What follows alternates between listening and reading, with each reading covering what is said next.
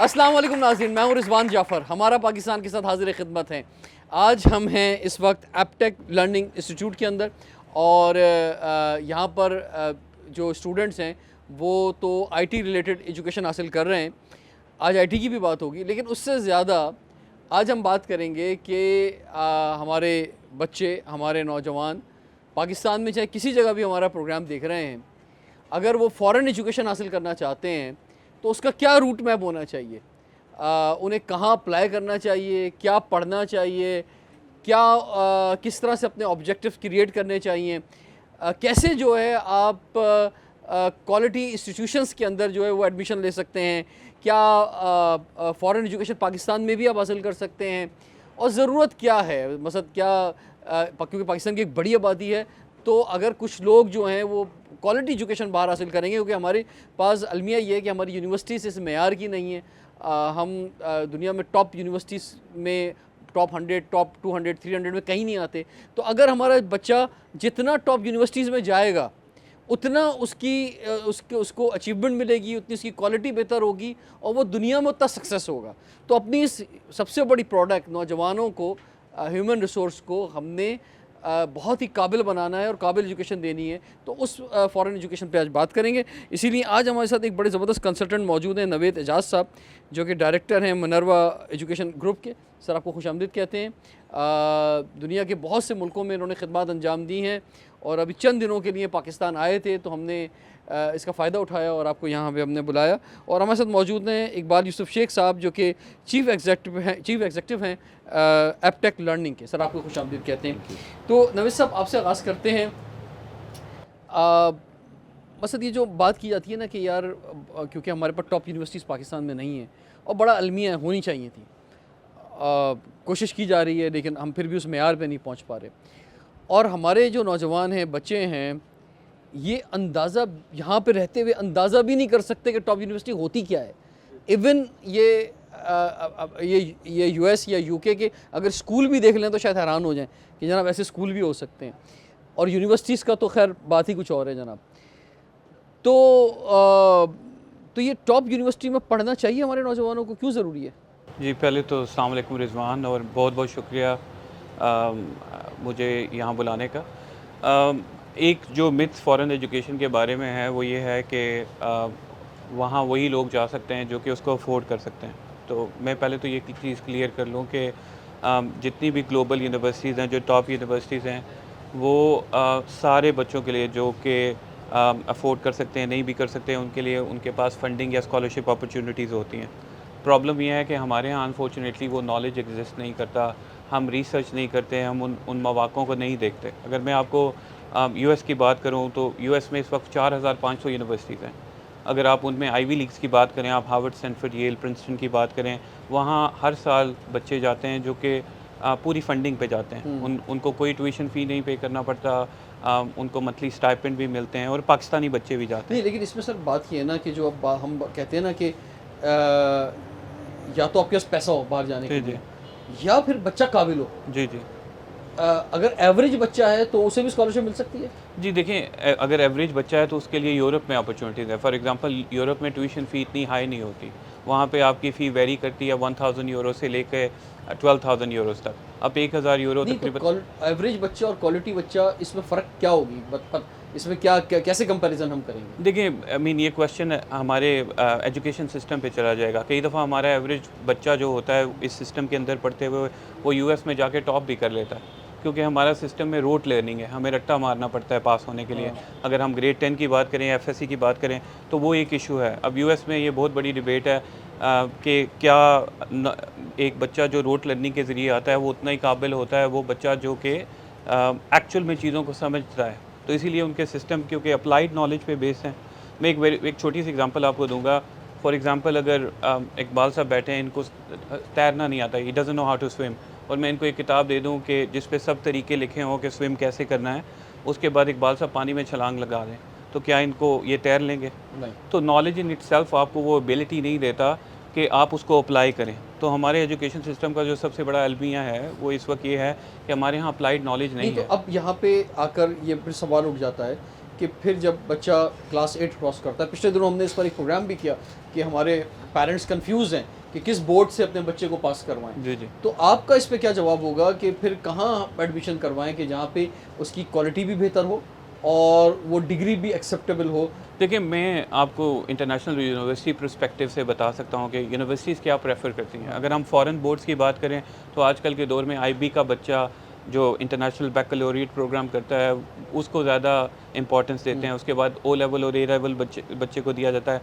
Pakistan boards की बात करें तो हम लोग being part of international universities I used to work for them, तो हम उन बच्चों को भी कंसीडर करते हैं, लेकिन हम खाली उनके ग्रेड्स नहीं देख रहे होते हैं। हम ये भी देखते हैं कि बच्चे ने ग्रेड्स की बियॉन्ड क्या किया, क्या कुछ एक्स्ट्रा करिकुलर करते थे। फॉर एग्जांपल हमारे पास पाकिस्तान से ही बच्चे आते हैं जो एक टाइम पे एक से ज़्यादा ज़ुबानें बोल सकते हैं और उन्होंने सेल्फ टॉट की होती हैं अपने आप को। बच्चे स्पोर्ट्स में अच्छे होते हैं, बच्चों ने जैसे डिबेटिंग में हैं, बाकी एक्स्ट्रा करिकुलर में हैं। तो बाहर की यूनिवर्सिटी स्पेशली फंडिंग के दौरान ये भी चीज़ें देखती हैं। तो कई दफ़ा आपका बच्चा एकेडमिकली इतना स्ट्रॉन्ग नहीं होता, लेकिन वो इन अकॉम्प्लिशमेंट में बहुत एकेडमी को तो आप ग्रेड से ही जज करेंगे ना। जी जी। और तो कोई तरीका नहीं है जी कि अगर लोकल बोर्ड से भी किसी ने पास किया तो उसका ग्रेड, उसके नंबर्स या उससे ज़्यादा ये हो सकता है कि सब्जेक्ट्स के नंबर देख लेंगे कि किस सब्जेक्ट में कितने नंबर्स हैं, ऐसे ही देखा जा सकता जी है। जी, ऐसे ही होता है। लेकिन देखें, मैं वहीं वापस जाऊंगा कि exam is a test of memory. तो आप क्या करते हो जब आप एग्ज़ाम में बैठते हो तो आप इन्फॉर्मेशन रिकॉल कर रहे होते हो। तो एक बच्चा जो क्या पता बहुत लायक हो लेकिन उसकी मेमोरी इतनी अच्छी ना हो, तो क्या हमारा एजुकेशन सिस्टम उस बच्चे को जस्टिफाई कर रहा है उसके ग्रेड्स को, या ग्रेड इन इटसेल्फ जस्टिफाई करता है कि बच्चा कितना एबल है? सर, मैं ऐसे बहुत सारे नौजवानों को जानता हूँ कि जिन्होंने यूएस की या यूके की टॉप यूनिवर्सिटीज़ के अंदर पढ़ा है पाकिस्तान जी जी। से, और स्कॉलरशिप पे पढ़ा है। जी जी। मैं ऐसे भी नौजवानों को जानता हूँ कि जो टर्की गए, पहले एक सेमेस्टर वहाँ किया, वहाँ इतनी ज़बरदस्त परफॉर्मेंस दिखाई, वहाँ से वो यल चले गए जी जी। या कहीं और किसी और बड़ी यूनिवर्सिटी में चले गए। तो इसका मतलब ये है कि जो मेरा पहला सवाल था आपसे वो अभी भी कायम है अपनी जगह पे कि ये टॉप यूनिवर्सिटी का ख्वाब जो है, ये इस ख्वाब को देखना चाहिए और ये कैसे हकीकत बन सकता है? देखिए, इस ख्वाब को क्यों नहीं देखना चाहिए। मैं खुद एक कहूटा जैसे एक स्मॉल जगह से हूँ, उसकी 35,000 पॉपुलेशन है और मैं वहीं 90 कंट्रीज़ मैनेज करता था और 70 कंट्रीज़ में काम कर चुका हूँ। तो इससे ज़्यादा बड़ी एग्जांपल नहीं मिलती। जब मैं प्राइमरी में फ़र्श पे बैठता था, like my school was a primary school where I used to sit on the floor. तो आप इंफॉर्मेशन इटसेल्फ जो है वो बहुत की है। तो आजकल के दौर में इंटरनेट सारे बच्चों के पास है। आप इंटरनेट पे जाएँ, आप उन अपॉर्चुनिटीज़ को देखें, आप रिसर्च करें और उसके हिसाब से अपने आप को रेडी करें। अब ऐसा नहीं हो क्या सकता। बेनिफिट क्या है टॉप यूनिवर्सिटी में पढ़ने का? बेनिफिट क्या है? लेकिन टॉप यूनिवर्सिटी में पढ़ने का बेनिफिट ये है कि यूनिवर्सिटीज़ जो टॉप यूनिवर्सिटीज़ हैं वो रिसर्च ओरिएंटेड होती हैं। वहाँ पे बहुत ज़्यादा रिसर्च किया जाता है। फॉर एग्जांपल, आप और मैं कभी ब्लूटूथ यूज़ करते होंगे, वो स्वीडन की यूनिवर्सिटी के स्टूडेंट्स ने बनाया था। आप इसी तरह मतलब मैं ऐसी यूनिवर्सिटीज़ को जानता हूँ जहाँ पे उनके बच्चों ने वर्ल्ड फास्टेस्ट कार डिज़ाइन की है। तो वहाँ पे वो रिसर्च लैब और फैसिलिटीज़ और वो इंफ्रास्ट्रक्चर और फंडिंग होती है जो अगर हमारे बच्चों को वो मौके मिलें तो इससे और ज़्यादा वो कर सकते हैं। और यहाँ पे वो मेयार नहीं मिल पा रहा यहाँ के बच्चों को। देखिए, अभी तो एचईसी के साथ मैं भी बड़ा क्लोजली मीट कर रहा हूँ। डॉक्टर ज़ियाल क़य्यूम हैं जो करंट ईडी हैं, डॉक्टर मुख्तार हैं।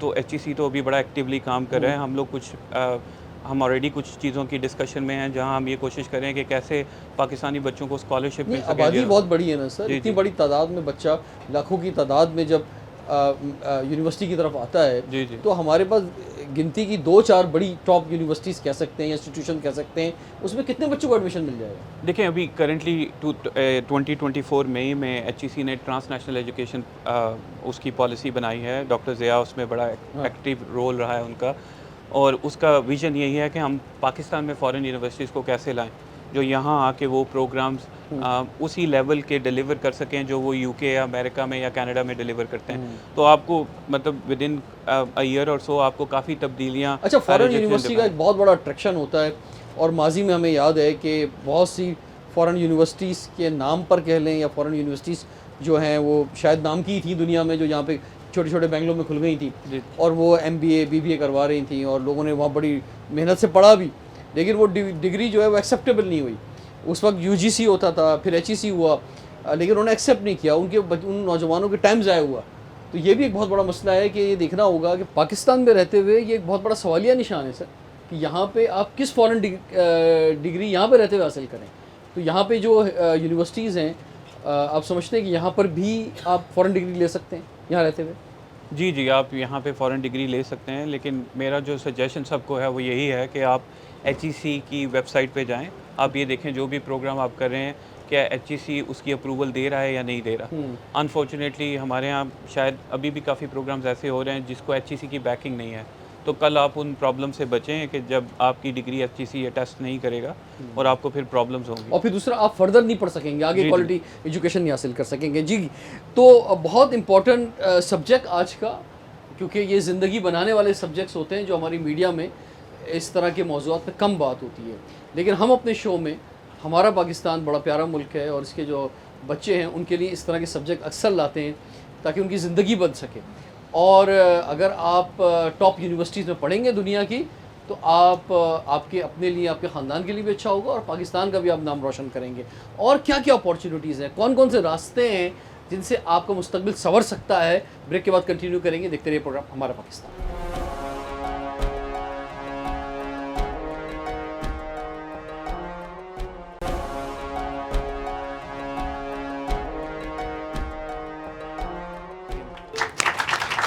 वेलकम बैक, हमारा पाकिस्तान के साथ हाजिर खिदमत हैं। आज हमें एपटेक लर्निंग में, और हमारे साथ नवेद एजाज साहब मौजूद हैं और इसके अलावा इकबाल यूसुफ शेख साहब मौजूद हैं। इकबाल साहब, अब आपसे हम आगाज़ करते हैं इस सेशन के अंदर। क्या एपटेक भी ये अपॉर्चुनिटी दे रहा है कि जनाब यहाँ आप एजुकेशन हासिल करें और उसके बाद आप हायर एजुकेशन के लिए पाकिस्तान से बाहर जा सकते हैं?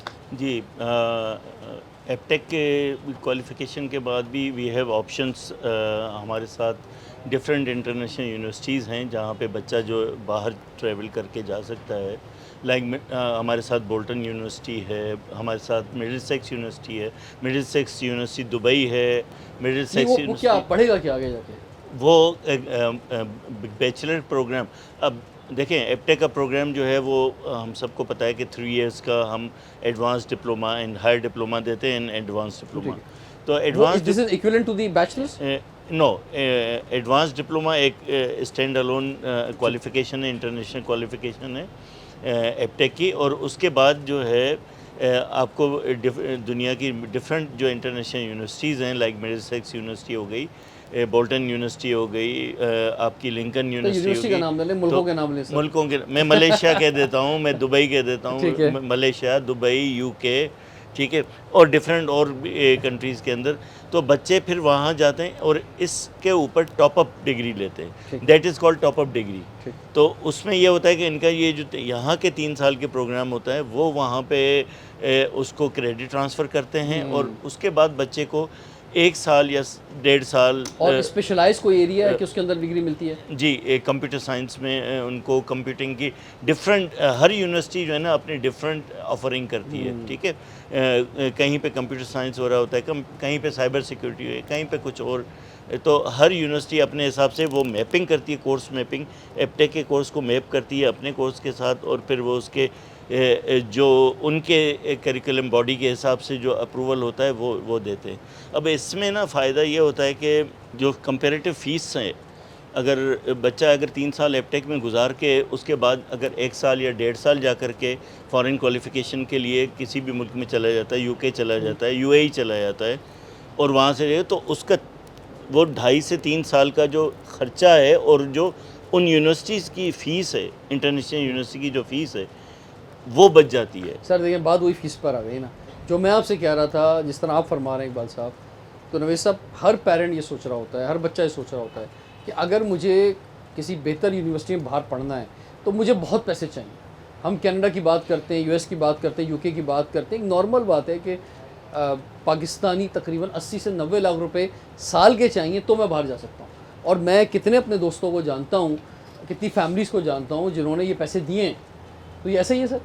नहीं सर, देखें, अभी मैं करंटली एक पोर्टल पे भी काम कर रहा हूँ। उस पोर्टल के ऊपर ग्लोबल स्कॉलरशिप अपॉर्चुनिटीज़ होंगी कि दुनिया में जितने स्कॉलरशिप हैं, मैं जैसे आपको बता रहा था, जितने मुल्कों के आपने नाम लिए हैं, यूके को छोड़ के, यूएस में आपको पूरी फंडिंग मिलती है, कनाडा में आपको पूरी फंडिंग मिलती है। हमारे बच्चों को सिर्फ थोड़ा सा रिसर्च करके उसको देखना है कि हम उसको कैसे हासिल कर सकते हैं। मैं आपको पाकिस्तानी बच्चों का बता सकता हूँ जो कि उन अपॉर्चुनिटीज़ के लिए गए हैं, उनको पूरी फंडिंग मिली है, उन्होंने वहाँ से पढ़ा है, वहाँ पेरेंट्स को कोई 80-90 लाख या 10 मिलियन नहीं देना पड़ा। तो ये मेरी नज़र में ये थोड़ा सा फुकदान है हमारे अंदर के हमें नॉलेज का थोड़ा सा फुकदान ठीक है है। कि हम उसका उस तरह रिसर्च नहीं कर पा रहे। ठीक है। मैं समझता हूँ आपने ना एक बड़ी इंटरेस्टिंग बात की कि जी पाकिस्तानी यूनिवर्सिटीज़ जो हैं वर्ल्ड रैंकिंग में कहाँ फॉल करती हैं, हाँ। या आपने कहा कि पहले 100-200 में नहीं आती। जहाँ तक पहले 500 में 1-2 आती हैं बस। मेरी हाँ। नॉलेज है तो पहले 500 में भी नहीं एक आती, एक दो आती हैं खैर। शायद कोई वो भी वेरी हम एक कायद-ए-आज़म यूनिवर्सिटी इस्लामाबाद का नाम लेते हैं, एक हम शायद। लम्स लाहौर का नाम लेते हैं, एक IBA कराची का नाम लेते हैं। हो सकता है। बस ये 3 इदारों के नाम लेते हैं हम। हाँ इसके नहीं, वो अलावा तो हम लेते हैं ना, हम नहीं आते, ये 3 हाँ, किसी हद तक चले मान लिए किसी हद जाते तक हैं। जो है ना किसी लेकिन फील्ड ये में चले आ जाते 25 हैं। करोड़ के मुल्क के अंदर सिर्फ 3 इदारे, सिर्फ 3 इदारे, और वो भी टॉप क्रीम उठाते हैं ठीक बिल्कुल है ही। ना। तो सवाल आप जो पहले डिस्कस कर रहे थे नवीद साहब के साथ भी कि जी क्या ये बच्चे जानना क्यों चाहते हैं, ज़रूरत क्या है जाने की, तो ज़रूरत ये है कि क्वालिटी एजुकेशन जो है वो unfortunately I am sorry but ये है कि पाकिस्तान के अंदर जिस तरह से स्कूल एजुकेशन पे कोई फोकस नहीं है, उसी तरह से यूनिवर्सिटी एजुकेशन पे कोई फोकस नहीं। लगा बंदा एक करिकुलम है जिसको आप चलाए जाते हो। अभी नवी साहब ने आपको एक जवाब दिया कि चूंकि इंटरनेशनल यूनिवर्सिटीज़ जो है ना, फॉरेन यूनिवर्सिटीज़ होती हैं, वो रिसर्च ओरिएंटेड काम पे फोकस करती है, ठीक है। एक्वायर्ड नॉलेज इस उस नॉलेज की जो एप्लीकेशन है उस पे फोकस करती हैं। बच्चा वही सक्सेसफुल होता है जो अप्लाइड नॉलेज के ऊपर काम कर रहा है, ठीक है। यहाँ पे एक बल्कि अप्लाइड नॉलेज से वो एक आया, अक्सर लोग मुझसे पूछते हैं सर वो एपटेक का किस चीज़ का मुखफ़फ़ है, तो वो उल्टे सीधे अपने अपने वो बनाते हैं। तो चलें मौका मिला है तो basically Aptech is applied technologies, तो वो हम स्किल प्रोवाइड करते हैं जो अप्लाइड टेक्नोलॉजीज़ होती हैं। तो we need to promote this type of curriculum और this type of culture in our universities, जहाँ पे बच्चा करके कुछ सीखे, ठीक है। इन्होंने ब्लूटूथ की बात की, मैं आपको कंप्यूटर की बात करूँ, ये सारे बच्चे जो हैं IT के बच्चे हैं, सारा दिन कंप्यूटर पे काम करते हैं। यहाँ पे कंप्यूटर किसने ईजाद किया? अमेरिका की MIT यूनिवर्सिटी के स्टूडेंट्स के रिसर्च ग्रुप ने ईजाद किया। इसी तरह से जो जितनी बड़ी बड़ी ईजादात आई हैं वो दुनिया की इन बड़ी टॉप यूनिवर्सिटीज़ से हुई हैं, उनकी रिसर्च लेबॉर्ट्रीज से हुई हैं। मैं खुद अमेरिका में काफ़ी यूनिवर्सिटीज़ में जाता हूँ, विज़िट भी करता हूँ। आपकी लाइब्रेरीज़ आप दुनिया में लाइब्रेरीज़ जितनी भी यूनिवर्सिटीज़ हैं ना, आप दुनिया में चले जाएँ, 24 घंटे में सिर्फ 1 घंटे के लिए बंद होती हैं सफाई के लिए, दैट्स इट। 23 घंटे खुली होती है, ठीक है। और यूनिवर्सिटीज़ ओपन होती है सबके लिए। यूनिवर्सिटीज़ ओपन हमने होती तो है। यूनिवर्सिटीज़ को भी किला बना दिया। एक तो सिक्योरिटी स्टेट का ये भी बड़ा मसला है कि 10 जगह चेक कराएं, ये कराएं, वो कराएं, गाड़ी चेक होगी, बस एक बिला वजह का वो भी कोई चेक नहीं कर रहा होता, बस एक वो क्या बताऊँ, वो सिक्योरिटी के नाम पे बस एक सेरेमोनियल चीज़ होती है जो हो रही होती है, और दरवाजे हमने बंद किए हुए हैं नॉलेज के बुनियादी तौर पर। अच्छा, एक रिसर्च की बात हुई इकबाल साहब ने जो की, तो नवीद साहब मुझे ये फरमाएं कि आप भी, जैसे आपने बताया कोटा के इलाके से आपका ताल्लुक़ है, और आपने बताया कि ज़मीन पे बैठ के आपने पढ़ा, और फिर दुनिया के कितने मुल्कों में सर आपने खिदमत की? I used to manage 90 countries, तो 70 में मैं गया हूँ। ठीक, इतने मुल्कों के अंदर आप गए। तो ये जो हम स्वीडन में देखते हैं तो वहाँ की बेसिक एजुकेशन उनकी ज़बान में है, जर्मनी में उनकी ज़बान में है, फ्रांस में उनकी ज़बान में है, UK में उनकी ज़बान में, USA में उनकी ज़बान में, चाइना में उनकी ज़बान के अंदर है, जापान में उनकी ज़बान के अंदर है, साउथ कोरिया में उनकी ज़बान के अंदर है। हम जो बच्चे को एजुकेशन दे रहे हैं वो दूसरी ज़बान में दे रहे हैं, अंग्रेज़ी में दे रहे हैं। जी। तो क्या ये मुमकिन है कि हमारा बच्चा जो है वो घर में उर्दू बोल रहा है या अपनी मादरी ज़बान बोल रहा है, और वो पढ़ रहा है इंग्लिश के अंदर जाके, वो जैसी भी इंग्लिश पढ़ रहा है, रट्टे भी वो इंग्लिश के अंदर लगा रहा है, तो वो क्या वो रिसर्च कर सकता है? वो देखिए, ये अब हमारा काम है एज अ कंट्री कि हम उनको, या यूनिवर्सिटीज़ का या स्कूल्स का, कि हम उनको उस तरह की अपॉर्चुनिटीज़ दें। अब चाइना के बारे में ये बात भी कही जाती है कि चाइना में इंग्लिश भी चाइनीज़ में पढ़ाते हैं, यू नो, ये एक चीज़ है। तो मेरा नहीं ख्याल कि ज़ुबान एक सिर्फ मीडियम है जिसके ज़रिए आप बच्चे तक पहुँचते हैं। अब वो मीडियम उर्दू भी हो सकता है, वो पंजाबी भी हो सकता है, वो सिंधी सराइकी भी हो सकता है। जो सिस्टम हमने राइज किया हुआ है, तो क्या इसमें मुमकिन है कि हमारे बच्चे जो हैं वो कोई रिसर्च वर्क कर सकें? मसद ये तो कोई रिसर्च करना चाहेंगे तो पहले इनको कहा जाएगा जा बेटा जा इंग्लिश से किया पहले। बाद में कोई ख्वाबों की और ख्यालों की और जी, चांद सितारों की बात करना। एक्चुअल में ये है कि देखिए हम उनको फॉलो कर रहे हैं ना, हाँ। ज़्यादा रिसर्च फंडिंग और वो जितनी अपॉर्चुनिटीज़ हैं वो बाहर हैं, वो ज़्यादा इंग्लिश स्पीकिंग कंट्रीज़ में नहीं, या लेकिन यूरोप आप जापान की एक बहुत बड़ी मिसाल जी, ले जी, सकते हैं कि जी, जो सेकंड वर्ल्ड वॉर के अंदर जो उसकी हालत हुई, उसके बावजूद भी उन्होंने अपनी ज़बान को नहीं छोड़ा। जी, जी, और वहाँ पे एक-एक चीज़ उनकी जो है कंप्यूटर से लेकर अपना जितने भी मोबाइल फ़ोन है, हर वो चीज़ उनके उनकी अपने अपनी लैंग्वेज के अंदर है। जी, जी, तो इनके मैगज़ीन एवरीथिंग। जी, जी। तो ये कैसे हो सकता है कि हमारी तो पूरी ज़िंदगी बच्चों की ज़बान सीखने में निकल जाती है और रिसर्च क्या करेंगे? वही बात है कि जब तक आप अपॉर्चुनिटीज़ क्रिएट नहीं करेंगे, ज़ुबान एक मीडियम है, बेशक वो अपॉर्चुनिटीज़ अगर सर, ये ज़बान की बात नहीं है, ये फ़ैसला करने की बात है। जी, जी, मतलब जब हम फैसला करेंगे कि हमारी यानी मीडियम हमारा जो है वो उर्दू होना चाहिए और ये फैसला भी इंग्लिश में लिखा होगा। जब हम ऐलान करेंगे कि हमारी कौमी ज़बान उर्दू होनी चाहिए और ये बात हम अंग्रेज़ी में कह रहे होंगे, तो कैसे इम्प्लीमेंट हो सकता है? नहीं आप ठीक कह रहे हैं, लेकिन फिर मैं वही उसी बात से की तरफ वापस जाऊँगा कि बुनियादी चीज़ ये है कि हमें इन बच्चों को अपॉर्चुनिटीज़ देनी है। अब वो अगर आप जापान की एग्जांपल दे रहे हैं तो उन्होंने वो अपॉर्चुनिटीज़ क्रिएट की, इर्रिस्पेक्टिव ऑफ उन्होंने यानी ज़ुबान नहीं ये छोड़ी। ये कह लें कि वो टाइम अब निकल चुका है। वो टाइम हमारा निकल चुका है, अब तो यही है कि भाई अब अपनी अंग्रेज़ी अच्छी कर लो। बेसिकली देखिए, मैं सॉरी इंटरप्ट कर रहा हूँ, बात ये है कि अगर जापान वाले जापानीज़ में पढ़ा रहे हैं, ठीक है, जर्मन वाले जर्मन में पढ़ा रहे हैं और इस तरह से डिफरेंट कंट्रीज, उन्होंने अपना वो करिकुलम डेवलप किया, ठीक है। दूसरी जो ये बात कर रहे थे नवीद साहब के हम ना फंडिंग लेने वाले मुल्क हैं, तो हमें तो जो देगा ना वो अपनी टर्म्स पे देगा, ठीक है। अगर मुझे फंडिंग अंग्रेज़ी में लेनी है तो फिर तो मुझे अंग्रेज़ी ही पढ़ना पड़ेगा। आप समझ रहे हैं बस बात को? बात ये है कि ये बड़ी अगर अफसोस और मुझे- अलमिया की बात है कि आज़ाद होने के बाद भी हम आज़ाद बुनियादी तौर पे हैं नहीं। अभी यही भी बात सोच जो है ग़ुलाम है हमारी, यही बात। और इसी वजह से हम वो क्रिएटिव लोग पैदा नहीं कर पा रहे जो कि ख्वाब जो ज़बान बोलते हैं उस ज़बान में ख्वाब भी देखते हैं, लेकिन उसी ज़बान के अंदर वो रिसर्च नहीं कर पाते, कुछ प्रैक्टिकल नहीं कर पाते। और फिर यही होता है कि हमें उन्हें अंग्रेज़ बनाना पड़ता है, अपने बच्चों को अंग्रेज़ बनाना पड़ता है कि भाई तुम अंग्रेज़ बन जाओ, फिर वहाँ जाओ उनकी यूनिवर्सिटीज़ में, उसी में जाके रिसर्च करो और वहीं जाके कुछ कर सकते हो। तो इसीलिए हम वो फुल स्ट्रेंथ नहीं दिखा पा रहे। बिल्कुल, ये एक कमज़ोरी है हमारी। खैर जी, ये तो मैं जज्बात में आके थोड़ा इस तरफ आ गया था, लेकिन जो हमारा असल सब्जेक्ट है वो यही है कि बच्चे चले जी, अब तो ये टाइम निकल गया बातें करने का कि हमारी ज़बान कौन सी होनी चाहिए, जागीरदाराना वडेराना निज़ाम जो वो कैसा होना चाहिए। बहुत सारे बड़े बड़े फैसले जो करने चाहिए थे वो हम नहीं कर सके पाकिस्तान के अंदर, लेकिन अब जिस जगह पे खड़े हुए हैं वहाँ से ही आगे बढ़ेंगे। तो उसमें बच्चे जो है क्या अपॉर्चुनिटीज़ हैं बच्चों के लिए, उसी पे हम बात करेंगे। ब्रेक के बाद देखते रहिए प्रोग्राम हमारा पाकिस्तान।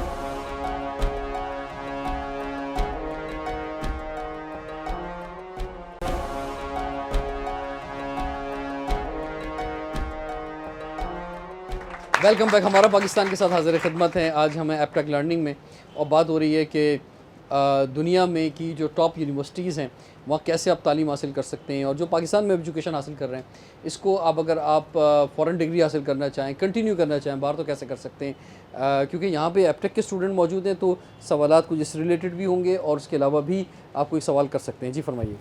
अस्सलाम वालेकुम, मेरा नाम सायरा है और मैं एपटेक से ही एडीएससी कर रही हूँ। तो मेरा सवाल जो है इकबाल सर से है कि अगर हम एपटेक से 3 इयर्स कंप्लीट कर लेते हैं और इसके ही रेफरेंस से हम बाहर जाके 1 साल मज़ीद हमें पढ़ना पड़ता है, तो उस 1 साल में हमें इतनी फ़ी पे करनी पड़ती है कि हम अफोर्ड नहीं कर सकते हैं।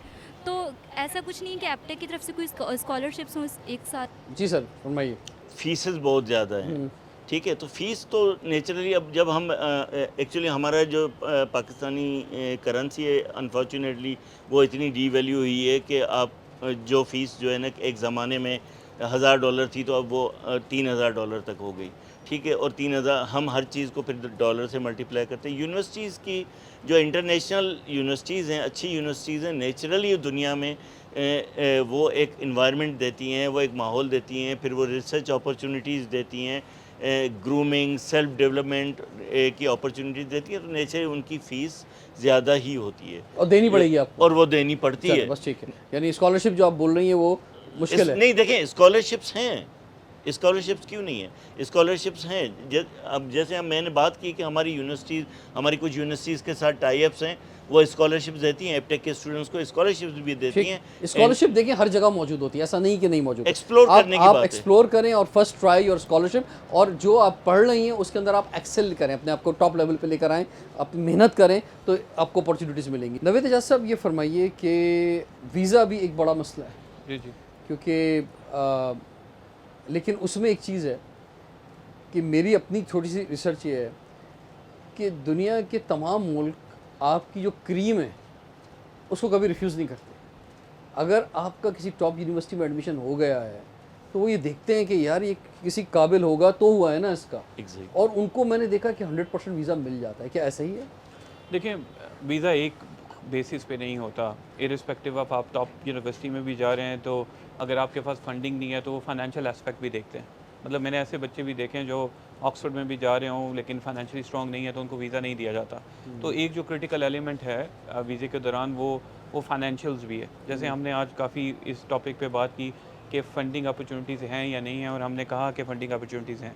तो एक जो एस्पेक्ट वीज़े पे असर अंदाज होता है वो आपके करंट सिनेरियो, जो आपका जैसे फॉर एग्जांपल करेंसी की इकबाल साहब बात कर रहे थे, वो सारे मैटर्स, उसके अलावा जो आपकी सर्कमस्टांसेस हैं कंट्री के अंदर वो भी इम्पैक्ट करता अच्छा, है। स्कॉलरशिप में क्या सूरत हाल होती है? स्कॉलरशिप पे आपको वीज़ा दे देते हैं वो, क्योंकि उनको ऑलरेडी नज़र आ रहा होता है कि इनको स्कॉलरशिप यूनिवर्सिटी से मिला है या इनको HEC से स्कॉलरशिप मिल रहा है या इनको किसी और फंडिंग बॉडी से मिला है, तो वो वीज़ा कंपैरेटिवली ईजी होता है। ठीक है, तो वो वीज़े में कोई प्रॉब्लम नहीं होती है। होता। ठीक है। अच्छा सर, अब ये फरमाएं कि हमें ये भी देखना है कि हम अपने नौजवानों को मशवरा ये दें कि दुनिया 5 साल बाद कहाँ हो, जी जी। दुनिया 10 साल बाद कहाँ हो। जी जी।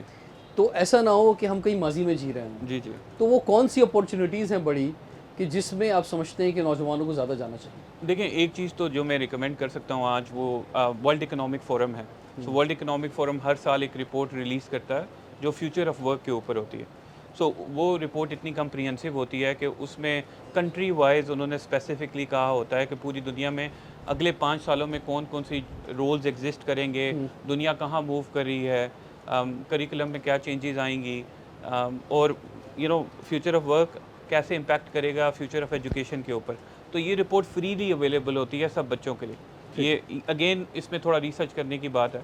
वो एक 85 to 100 पेजेस की रिपोर्ट है, उसको ये जाके देखें, उसकी बेसिस पे डिसीजन करें कि हमने अपनी स्किल्स को कैसे, एक एजुकेशन तो हम ले रहे हैं बट बियॉन्ड एजुकेशन हम अपनी स्किल्स को कैसे इन्हांस करें। अच्छा, और फिर उसके बाद जब आप एजुकेशन ले लेते हैं जी जी। तो देन व्हाट, द जॉब्स और बिजनेस? देखिए, ये अब वेरी करता है। अगर मैं बात करूं इसमें एक मुल्क की डायरेक्शन की बड़ी, कि वो मुल्क किस तरफ डायरेक्शन लेना चाह रहा है। अब कितने मुल्क हैं जो अलॉट ज़्यादा फोकस एंटरप्रेन्योरशिप हैं, कितने बच्चे हैं जो कंफर्टेबल होते हैं कि हमने एक सैलरीड ही जॉब करनी है। फिर यूनिवर्सिटीज़ के भी डायरेक्शन की भी ज़रूरत है, क्या यूनिवर्सिटीज़ वो माहौल प्रोवाइड कर रही है लेकिन कि उसमें जहाँ सर ये भी है ना कि जो टॉप यूनिवर्सिटीज़ में आप जाते हैं जी जी। तो दुनिया का जो कॉर्पोरेट वर्ल्ड है वो भी तो आपके सामने खड़ा हुआ होता है ना, वो पहले से मौजूद होता है कि आपको जॉब ऑफर्स कर रहा जी, होता है, और ये बड़ी अच्छी बात होती है। इवन पाकिस्तान में भी ऐसा होता है कि जो पाकिस्तान के टॉप एजुकेशनल इंस्टीट्यूशंस हैं वहाँ पे अभी आपने क्लियर नहीं किया होते, फाइनल ईयर में नहीं आए होते, लेकिन आपके पास जॉब ऑफर्स आ जाती हैं। तो अगर आप फॉरेन यूनिवर्सिटी में हैं, टॉप यूनिवर्सिटी के अंदर हैं, और दुनिया की टॉप कॉर्पोरेट सेक्टर आपको जॉब की ऑफ़र दे रहा है तो वो एक्सपोजर अवेल करना चाहिए। ज़रूर करना चाहिए। और बल्कि अमेरिका जैसे मुल्कों में, कनाडा जैसे मुल्कों में, और इवन इंग्लैंड में भी क्या होता है कि आपको पोस्ट स्टडी वर्क परमिट्स मिलते हैं। यूएस में आपको ऑप्शनल ट्रेनिंग मिलती है जो 3 इयर्स का वर्क परमिट होता है अगर आप स्टेम मेजर करते हैं। कनाडा में आपकी एजुकेशन ट्रांसलेट हो जाती है पीआर में और आप वहीं रह जाते हैं। तो वो आपकी बात कि वो मुल्क हमारे यहाँ से जो टॉप टैलेंट है वो उठाते हैं और फिर उनको वो अपॉर्चुनिटीज़ भी देते हैं कि वो वहीं अकोमोडेट उनको करते हैं उन कंपनीज़ में। अच्छा, दुनिया के मुख्तलिफ मुल्कों के हवाले से बताएं कि अगर मिसाल के तौर पे किसी के फाइनेंशियल हालात पाकिस्तान में बेहतर नहीं है, जी जी। लेकिन फिर भी वहाँ वो चला जाता है, तो वो पढ़ाई के साथ साथ जॉब कैसे कर सकता है? देखिए, हर कंट्री के अंदर आपको बाय लॉ काम करने की इजाज़त होती है। आपको यूएस में सिर्फ ये है थोड़ा सा कि आप कैंपस के अंदर काम कर सकते हैं, लेकिन वहाँ पे कैंपसेस भी बहुत बड़े हैं, तो अपॉर्चुनिटीज़ होती हैं। आपको ग्रेजुएट असिस्टेंटशिप मिल जाती है जिसमें आपकी ट्यूशन फ़ी वेव ऑफ कर देते हैं। सो फॉर एग्जांपल मैं एक पाकिस्तानी हूँ, यहाँ से मैं स्कॉलरशिप लेके नहीं गया, लेकिन मुझे जीएशिप मिल गई, तो मुझे उस सेमेस्टर की फ़ी नहीं देनी और वो मुझे पर मंथ एक सैलरी भी देंगे। तो अपॉर्चुनिटीज़ बहुत हैं। इसी तरह अगर मैं कनाडा की बात करूँ, वहाँ आप कैंपस के अलावा बाहर भी काम कर सकते हैं।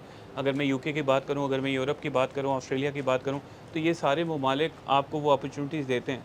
लेकिन एक चीज़ जो जहन में रखने वाली है, क्योंकि स्टडी के दौरान आपका ये पार्ट टाइम काम होता है, तो उस पार्ट टाइम से अगर आप ये सोचें कि मैं अपनी ट्यूशन फ़ी निकालूंगा, तो वो नहीं होता। आप कॉस्ट ऑफ लिविंग निकाल सकते हैं। अगेन आपको अब देखना है कि उस यूनिवर्सिटी के अंदर कौन सी अपॉर्चुनिटीज़ हैं जिससे आपको फंडिंग मिल सके। ठीक है, ठीक है। और ज़्यादा जो बैकअप है वो आपकी होम कंट्री से, पेरेंट्स की तरफ से ही होता है उसमें, अगर स्कॉलरशिप नहीं है तो। हाँ, अगर स्कॉलरशिप नहीं है तो आपके पास कोई और सोर्स नहीं है ना। बिल्कुल, बिल्कुल। तो फिर अनफॉर्चुनेटली या फॉर्चुनेटली ठीक है, जो पाकिस्तान में नौजवान बच्चे आपको देख रहे हैं, पहले इकबाल साहब क्या मैसेज देना चाहेंगे उन्हें? देखिए, मेरी तरफ से बीइंग आईटी पर्सनल, और मैं जिस बॉडी को रिप्रेजेंट कर रहा हूँ, मैं तो हमेशा से ये कहता हूँ कि भाई स्किल्स पे फोकस करें। ठीक है। ठीक है, एक्वायर स्किल्स, डिग्री लें, लेकिन डिग्री कुछ सीख के लें, पढ़ के ना लें। सिर्फ किताबें पढ़ के, रट के, इम्तिहान दे कर के कोई फ़ायदा नहीं है। आखिर में आप घूमते रहेंगे, इधर उधर दर दर की ठोकरें खाते रहेंगे। इससे बेहतर है कि ड्यूरिंग योर स्टडी, अब भले आप यूनिवर्सिटी के स्टूडेंट्स हैं, लेकिन you must go for some skills. ठीक है, नवेद साहब फरमाइए।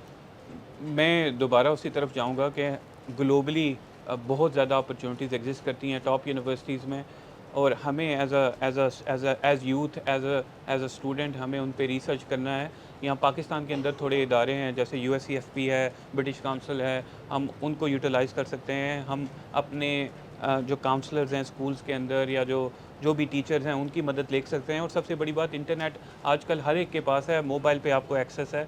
आप उस एक्सेस से थ्रू उन अपॉर्चुनिटीज़ को देखें और उनके लिए अप्लाई करें, क्वालिफाई करें। देखें, I'll be very honest with you कि वो अपॉर्चुनिटी एंडलेस हैं, until unless मैं अगर 10 दरवाज़ों पे जाके नॉक करूँगा तो एक दरवाज़ा शायद खुल जाए। अगर मैं अप्लाई नहीं करता, मैं ये सोच के बैठ गया हूँ कि ये तो बहुत महंगा है और ये नहीं होगा, तो वो चीज़ नहीं होती। बिल्कुल। तो ये आपकी ज़िंदगी बनाने वाली गुफ्तगू है जो हमने पेश की है। एक दफ़ा नहीं, 10 दफ़ा हमारे जो आज कंसल्टेंट हैं, आज के प्रोग्राम को आप देखें, इनके अल्फाजों के अंदर आपको अपनी ज़िंदगी, आपका मुस्तकबिल मिलेगा। रिजवान जाफ़र को इजाज़त दीजिए, देखते रहिए प्रोग्राम हमारा पाकिस्तान।